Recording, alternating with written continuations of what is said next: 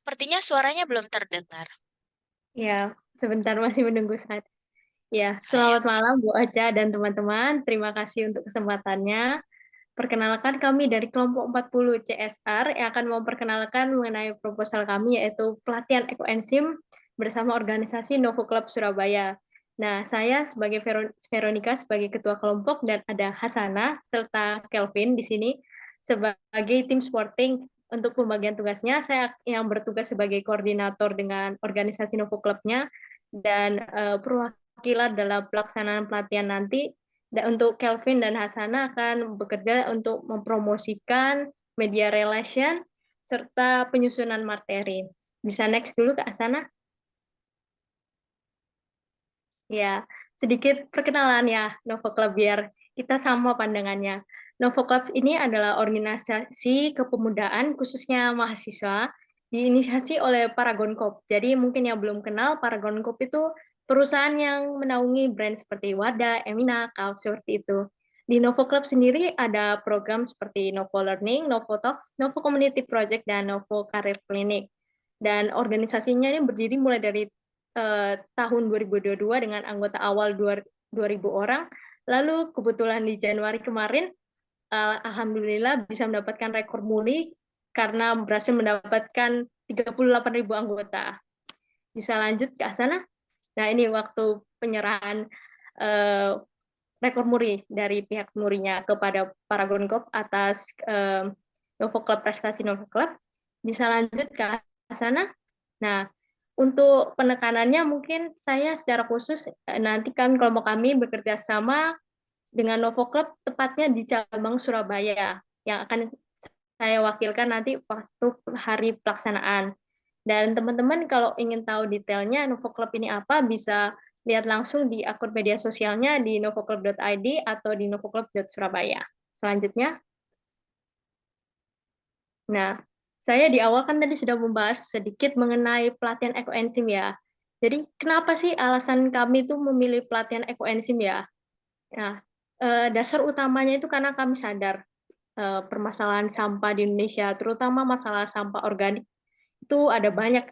Kalau menurut data dari yang sistem informasi pengelolaan sampah nasional ada sekitar 36 juta sampah ya organik dan itu 64%-nya berhasil terkelola dan 35,99 itu masih belum terkelola atau sekitar 13 juta dan itu jumlah yang banyak dan saya rasa teman-teman dan Ibu aja juga sadar di lingkungan kita mungkin ada masih permasalahan yang sama terkait masalah sampah organik ini. Bisa lanjut dulu Kak Hasanah? Nah, karena itu kami mengajukan sebuah solusi yang sederhana, namun saya rasa ilmunya bisa diterapkan semua orang, yaitu pelatihan ekoenzim. Pelatihan ekoenzim itu adalah pelatihan pengelolaan sampah organik, tepatnya dari kulit buah atau sisa-sisa sayur. Ya, jadi kalau ibu-ibu bisa dimanfaatkan, misalnya di rumahnya ada sisa sampah dapur, bisa dimanfaatkan sisa sayurnya itu, dan hasilnya nanti itu bisa berupa produk akhirnya deterjen, pupuk atau cairan pembersih seperti itu. Untuk pesertanya, keuntungan yang kami tawarkan adalah yang pertama, mereka itu tentu saja bisa dapat pengetahuan praktis dan bisa diterapkan ilmunya, serta bisa mengisi waktu luang mereka dengan kegiatan yang bermanfaat. Selain itu, ini juga bisa menjadi kesempatan mereka untuk menjalin relasi dengan peserta maupun panitia lain. Terus bagi mitra KAPI yaitu Novo Club, kami berharap program ini bisa memperkuat branding organisasi juga dan tentu saja mereka akan merasa terbantu dengan kerjasama dengan tim CSR 40 Unsia ini karena kami akan membantu dari segi manajemen pelaksanaan acara juga. Next. Selanjutnya akan saya serahkan ke rekan saya, Kelvin. Silakan, Kelvin. Baik, terima kasih, Vero. Baik, setelah kita mengetahui bagaimana latar belakang dan juga program yang akan dikerjakan ini, maka selanjutnya adalah teknis pelaksanaan acara, yang mana kami beri nama kegiatan ini sebagai pelatihan ekoenzim solusi berkelanjutan untuk sampah organik. Yang mana pada kegiatan ini dilaksanakan pada hari Sabtu, tanggal 16 Desember tahun 2023, yang dimulai pukul 10 pagi waktu Indonesia Barat, yang juga diadakan di Balai Budaya Surabaya. Di mana pada pelaksanaan ini juga akan dihadiri oleh komunitas ataupun individu yang memiliki kepedulian khususnya pada isu lingkungan di wilayah Surabaya. Lalu berikutnya adalah daya tarik. Bagaimana program ini menjadi suatu poin yang menarik gitu bagi orang. Ini yang pertama adalah produk ekoenzim yang dibuat oleh para peserta bisa dibawa pulang. Kemudian yang kedua adalah setiap peserta akan mendapatkan e-sertifikat sebagai bukti atau tanda telah berhasil menyelesaikan program hingga selesai. Kemudian yang berikutnya juga ada alat dan bahan yang dibutuhkan oleh peserta yang akan disediakan oleh pihak panitia.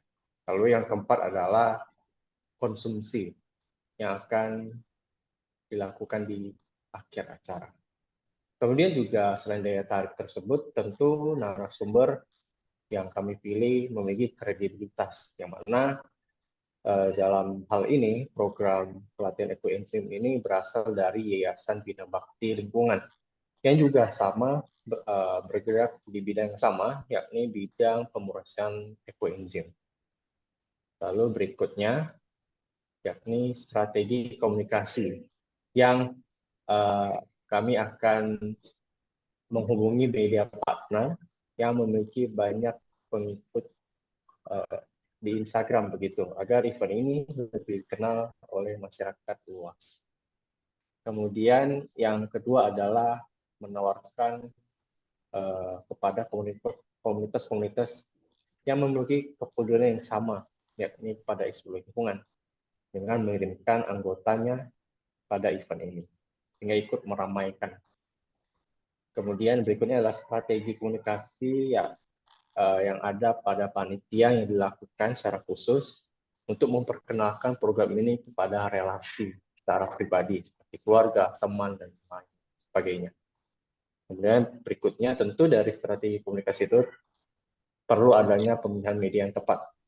Di mana dalam acara ini kami akan menggunakan platform media sosial seperti Instagram, yang mana media sosial tersebut dipilih atas pertimbangan target khalayak, kecepatan, dan juga jangkauan yang akan dicapai, serta juga biaya yang dikeluarkan akan jauh lebih efisien. Kemudian juga penyebaran informasi ini, khususnya program yang akan dilakukan melalui komunikasi secara langsung, sehingga acara ini juga dapat diketahui oleh komunitas atau relasi yang berkaitan dengan program.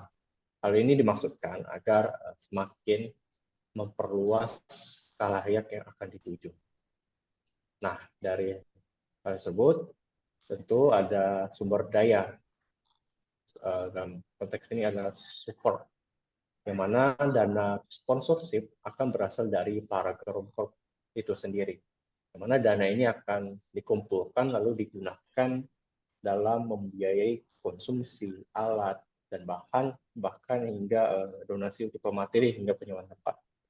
Kemudian juga alat dan bahan itu yang disebutkan sebelumnya itu ada wadah plastik, gula merah, kulit buah, dan air mineral yang akan menjadi alat dan juga bahan pendukung dalam berjalannya acara ini.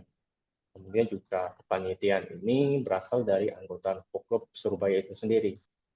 Dan juga di dalamnya ada anggota dari tim pihak Unsia sendiri, mahasiswa Unsia sendiri, sebanyak kami 40 sia Unsia yang akan diwakilkan oleh ketua kelompok. Next, kemudian ini adalah rencana pengeluaran dan program. Baik, dari hal tersebut selanjutnya akan dilanjutkan oleh Kak Hasanah. Terima kasih. Terima kasih, Kak Kelvin. Selanjutnya adalah perencanaan yang lebih dalam terkait kematangan program. Maka kita akan mengadakan kegiatan rapat secara rutin lewat Google Meeting bersama dengan Novo Club Surabaya. Berikut adalah contoh pembagian tugas panitia yang sempat kami lakukan. Lalu untuk implementasi ketika acara berlangsung di bagian panitia akan bersiap 30 menit sebelum acara berlangsung dan menyiapkan segala kebutuhan sesuai dengan tugas mereka masing-masing. Dan untuk peserta, peserta akan mengisi link G-Form pendaftaran dari informasi yang telah disebarkan. Dan setelah selesai mengisi, akan diarahkan untuk masuk ke grup WhatsApp agar bisa memperoleh informasi lebih lanjut dari panitia. Namun, jika peserta ingin menanyakan berbagai hal secara personal, maka panitia juga menyediakan kontak person. Lalu untuk implementasi di hari acara berlangsung, peserta akan disambut oleh panitia dan mengisi data untuk mengonfirmasi kehadiran. Kemudian panitia akan memberikan alat dan bahan yang diperlukan. Lalu peserta mengikuti acara sesuai dengan rundown yang telah disiapkan. Dan peserta akan mendapatkan konsumsi yang disediakan. Untuk evaluasi. Evaluasi rencananya akan dilakukan sekitar 3 hari sampai dengan 1 minggu setelah acara.